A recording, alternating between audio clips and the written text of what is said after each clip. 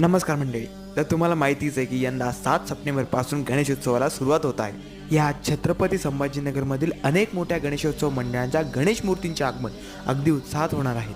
असाच हर हर महादेवचा राजा म्हणजेच आपला लाडका गणपती बाप्पा याचे आगमन अगदी थाटामाटात आणि जल्लोषात 5 सप्टेंबर सायंकाळी 4 वाजता श्री सिद्धिविनायक गणेश मंदिर, अहिल्याबाई होळकर चौक म्हणजेच जिथे मी आता उभा आहे तिथून ते काका चौक पदमपुऱ्यापर्यंत पार पडणार आहे.